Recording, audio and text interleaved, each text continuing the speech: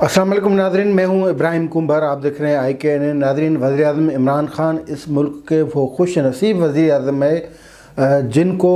तमाम इदारों की मुकम्मल सपोर्ट हासिल है। एक इदारे ने वज़ीर आज़म को अमीन और सादिक करार दे दिया, दूसरे इदारे ने वज़ीर आज़म को इंतखाबात में उनके सहूलतकारी की और आखिर में उनको मसनद इक़्तिदार पे आकर पहुंचाया। आज हम एक सुप्रीम कोर्ट के एक ऐसे केस का हवाला देंगे, उस केस का तफसीलात बयान करेंगे जिसमें भी जज साहिबान जो हैं उन्होंने वज़ीर आज़म इमरान ख़ान की मुकम्मल तौर पे हिमायत की है। न फ़क़त हिमायत की है लेकिन ये भी कहा है कि हम यहाँ पे वज़ीर आज़म ऑफ़िस को कंट्रोल करने के लिए नहीं बैठे। न फ़क़त ये लेकिन ये भी कहा है कि वज़ीर आज़म को आइनी इस्तिस्ना हासिल है, हुकूमत जो कुछ करती है उसका जवाब दे वज़ीर आज़म नहीं होता। ये वही सुप्रीम कोर्ट है जहाँ पे मुख्तलिफ़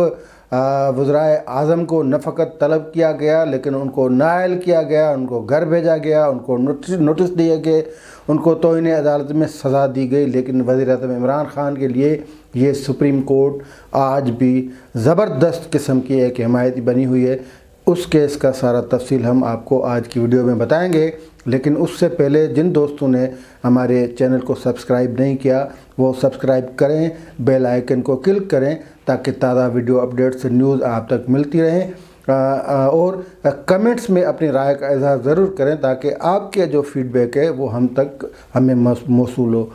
तो ये वज़ीर आज़म की तरफ से जो सेनेट इंतखाबात से पहले असम्बली मेंबरान को 50-50 करोड़ रुपए के तरक्याती फ़ंड्स देने का ऐलान था, जिसका इज़हार उन्होंने अपनी जो तहरीक इंसाफ और हुकूमती इत्तेहादियों के पार्लियामानी इजलास में किया था। और ऑन द रिकॉर्ड बात है, ये बात रिपोर्ट हुई, ये बात media, electronic media, print media में बाज़ाब्ता तौर पे इसकी ख़बरें चली। और फिर एक केस में जस्टिस कादी फ़ायज़ ईसा, जिसको सुप्रीम कोर्ट ख़ुद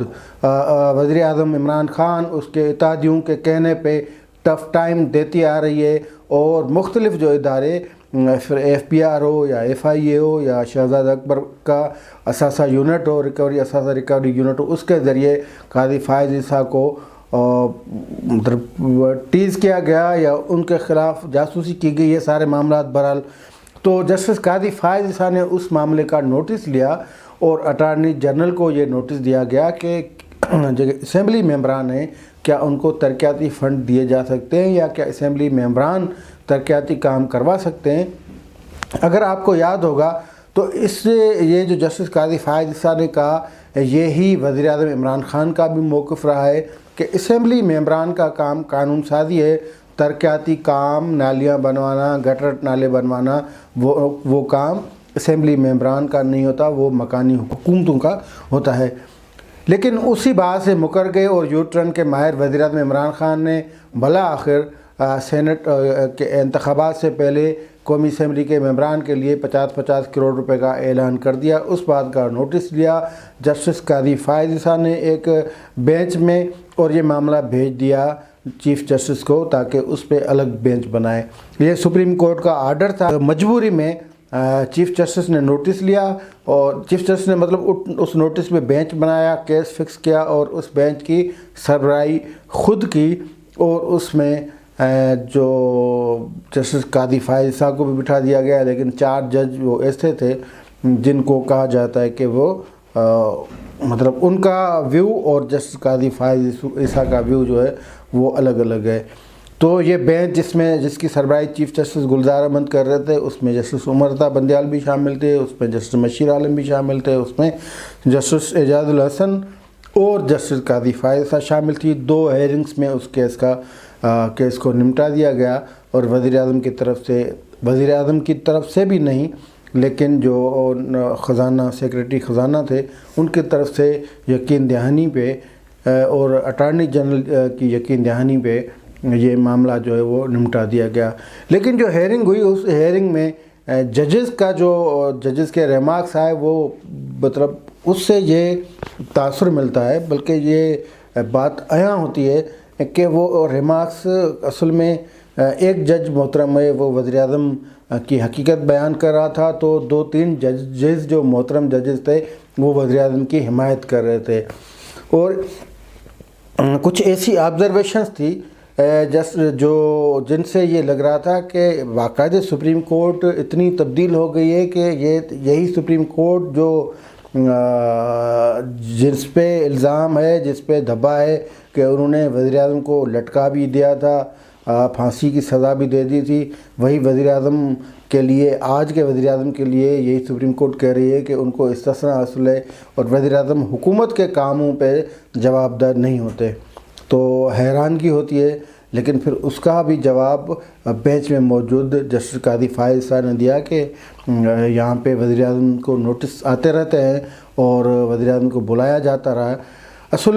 جب ترقیاتی معاملات، ترقیاتی فنڈز کے حوالے آج اٹارنی جنرل خالد جاوید پیش ہوئے تو انہوں نے اعتراض اٹھایا کہ آپ وزیر اعظم سے جو وزیر اعظم سے آپ براہ راست ان سے جواب دہی نہیں کر سکتے۔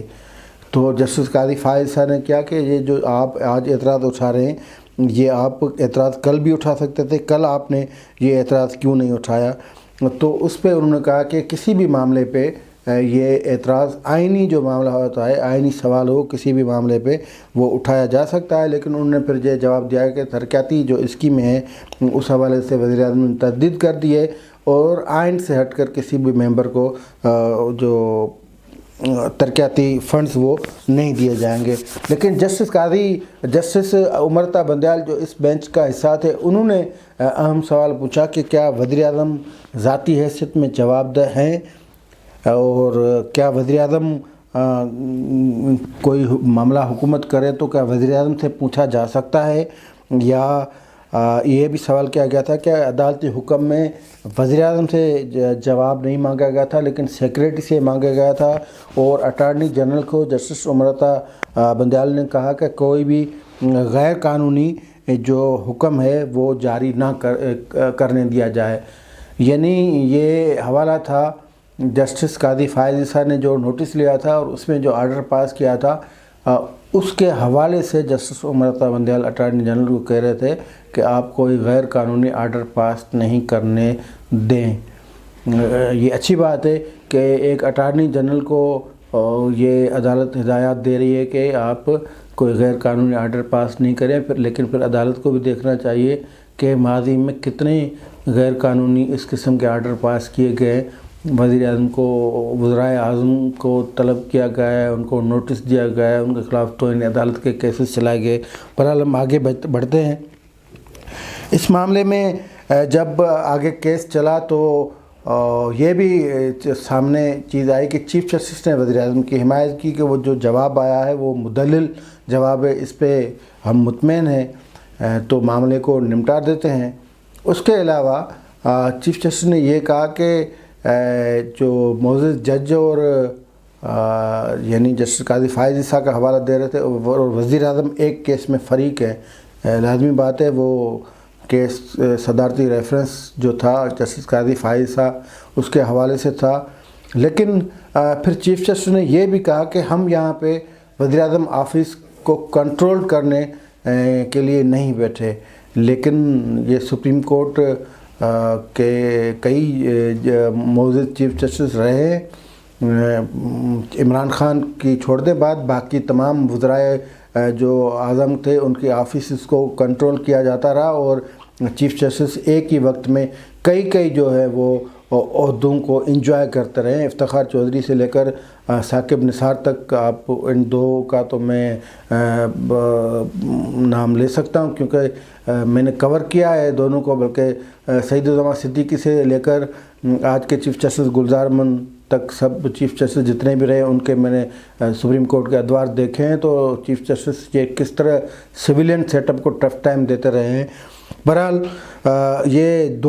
اس بینچ میں 2-3 جو ججز تھے وہ ان کے جو آبزرویشنز تھی وہ ایک دوسرے کی بالکل خلاف تھی۔ جب جسٹس قاضی فائز صاحب نے کہا کہ میں نے ایک واٹس ایپ پہ مجھے ایک پیغام ملا ہے کہ ایک حلقہ ہے اس میں حکومتی اتحادی کے لیے سڑک کی تعمیر کے لیے فنڈ دے دیے گئے ہیں، کیا وزیر اعظم کا کام لفافے بانٹنے کا ہے؟ وزیر اعظم کو اپنے ممبران کے لیے اسمبلی سے رجوع کرنے چاہیے۔ یہ جسٹس قاضی فائز صاحب کے ریمارکس تھے، جبکہ جسٹس عمرتا بندیال وہ سیدھا سیدھا یہ کہہ رہے تھے کہ جواب دہ اگر معاملات حکومت کے حوالے سے ہوں تو جواب دہ وزیر اعظم نہیں ہو سکتا، اور اس کے علاوہ ان کا یہ بھی کہنا تھا کہ وزیر اعظم کو نوٹس نہیں تھا، سیکریٹری کو نوٹس تھا، تو وزیر اعظم جواب دہ نہیں ہو سکتے، وزیر اعظم کو استثناء حاصل ہے۔ لیکن یہ تمام جو رعایت ہے، خصوصی پیکج وزیر اعظم عمران خان کے لیے کیوں ہے؟ یہ باقی وزیر اعظم جو وزرائے اعظم رہے ہیں جن کو سپریم کورٹ نے رگڑا دیا ہے، راجہ پرویز اشرف ہو، یوسف رضا گیلانی ہو، میاں نواز شریف ہو، ان کو تو باقاعدہ رگڑا دیا گیا، طلبی ان کی ہوئی، پیشیاں ہوئیں، بھگتنا پڑا، ہٹا دیا گیا، اور رعایت ہے تو فقط عمران خان کے لیے ہے۔ تو یہ ساری چیزیں عوام بھی دیکھ رہا ہے، ہم بھی دیکھ رہے ہیں کہ یہ ادارے اب بھی عمران خان صاحب کے ساتھ ہیں، اور سپریم کورٹ مطلب ٹھیک ہے آزاد ہے اپنے ان کاموں میں، لیکن اتنی بھی آزاد نہیں، اور یہ پھر تاثر جاتا ہے کہ سپریم کورٹ اگر عمران خان کے ساتھ ہے تو باقی ادارے بھی لگتا ہے کہ اب تک عمران خان کے ساتھ ہیں۔ آج کے لیے اتنا ہی دیجیے ہمیں اجازت، اللہ حافظ۔